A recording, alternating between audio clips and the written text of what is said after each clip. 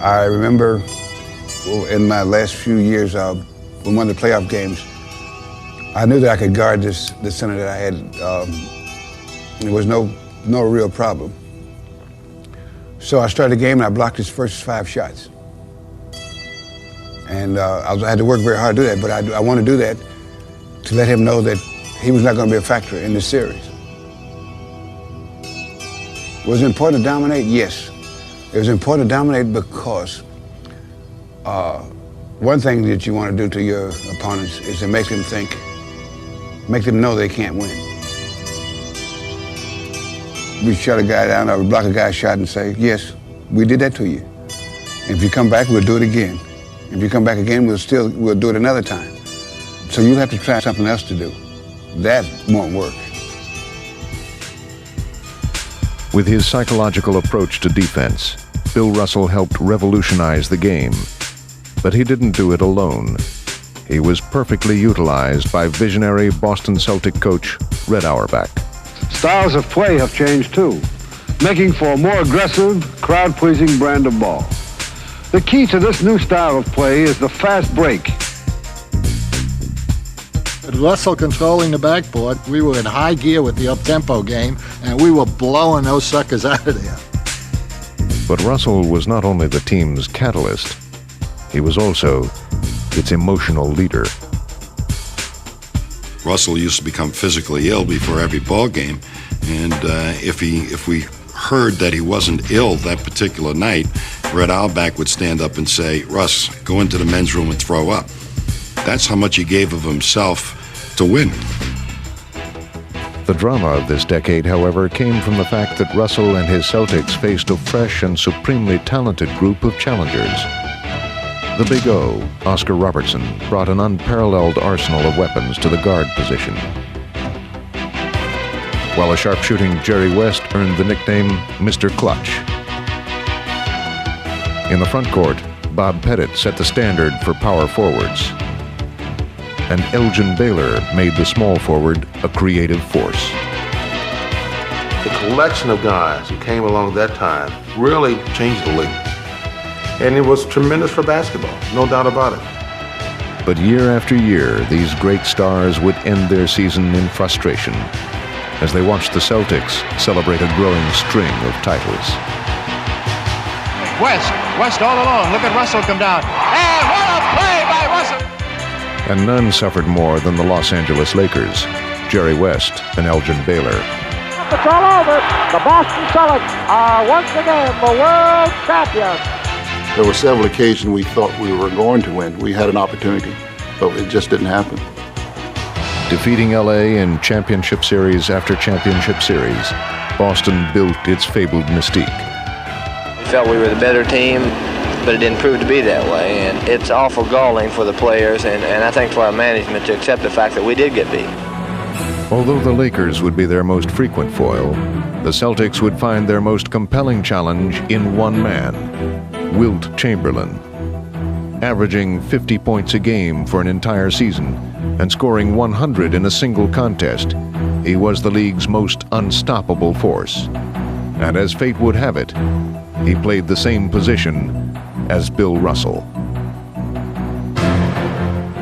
Go over the history of the NBA, the first 50 years, that's probably as dramatic a matchup as you've ever seen any time. It was like two titans of the game meeting, and you'd have headlines, Russell versus Chamberlain, and the papers and the fans and everyone played this up.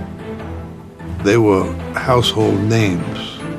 They were on the cover of magazines. Wilt was a Paul Bunyan figure, mythic in what he could personally do. Russell, on the other hand, was part of the team, woven into the team more than anybody else ever in any sport whatsoever. It was just two entirely different ways. It was like I think when Impressionism first came into painting, and Russell was the great Impressionist painter, and Chamberlain was simply the realist, the best we'd ever had in simple, literal terms.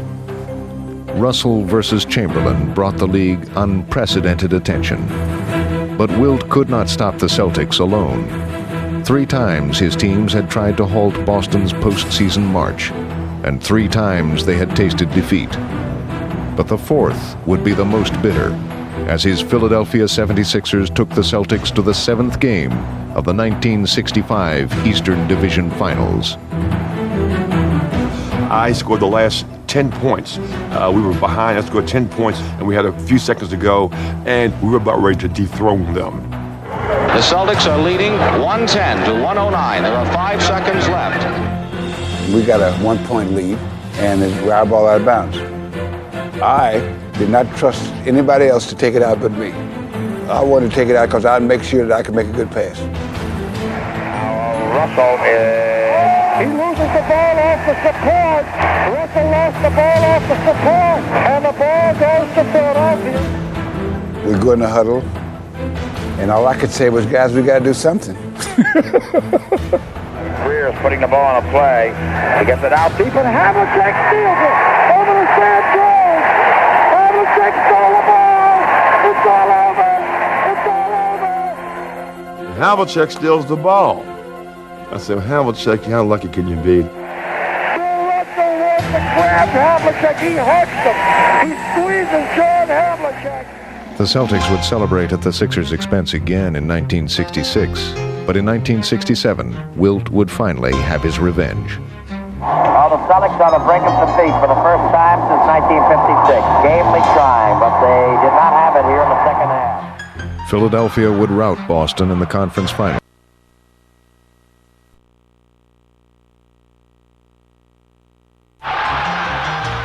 I'm glad I was a part of that team that brought them down. But you felt like also, well, you know, it's way overdue. Every team in the league patterned their team to bring down the Celtics, to bring down this dynasty. And we finally brought them down. We finally brought them down. I can remember that game when we were eliminated, and the Philadelphia fans were chanting, "The Celtics are dead, the Celtics are dead." They're finally dead.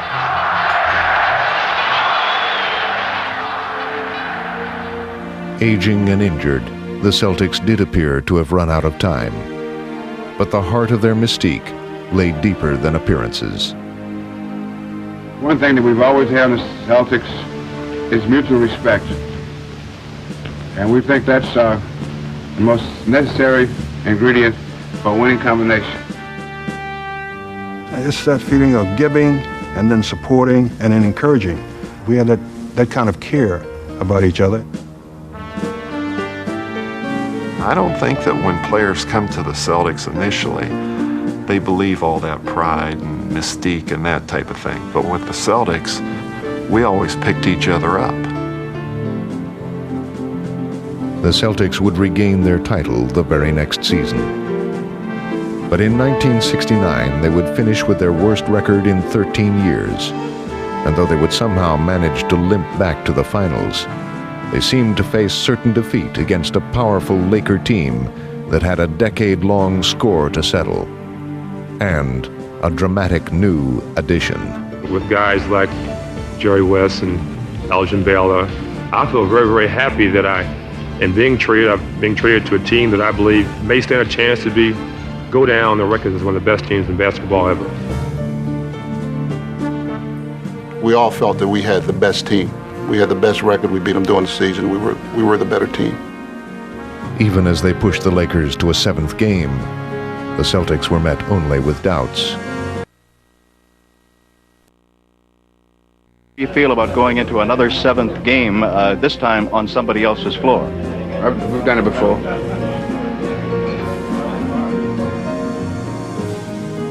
We get back out for the last game.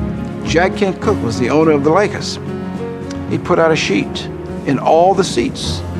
When the Lakers win the championship, the USC band would play Happy Days Are Here Again. The balloons in the rafters would fall down, and Chick Hearns would interview Elgin Baylor, Jerry West, and Wilt Chamberlain in that particular order. Well, I took this back to Russell. When the players came in, I read it to all of them. I says, there are a lot of things that's going on, but one thing that cannot go on, the Lakers cannot beat us. It's not something that can happen. They can't beat us. But it's going to be fun to watch them get those balloons out one at a time. Don Nelson made a shot that I've never seen in all the years of basketball. It hit the rim, and it must have gone up 15 feet and came right back down through the net. I mean, it was absolutely extraordinary. No way sure we lost to Boston. Just no way. I mean, I still don't know how we lost to Boston. It's a mystery to me. There was something about the Celtics that made it that they had to win. They willed themselves to victory that time. And then Russell walked off into the sunset. And the Celtics, they have done it again. A spectacular finish. Chris, I'm here with Bill Russell. Bill, this must have been a great win for you. Exactly. One more time. I know it's hard to say what's in your mind right now, Bill, and it must have been a great win. Boy, this is such a great bunch of guys, you know. It sounds all corny, start talking like that, but I told these guys before the game, I don't care what happens. I wouldn't trade you guys for any guys in the world. As the 60s came to a close, Russell and the Celtics had won an astounding 11 championships in 13 years. And they had done it in an era that had marked the greatest influx of talent that the league had ever seen. Transcendent stars and one transcendent team had battled their way through the decade, and in the process had won the NBA a hard-earned spot in America's hearts.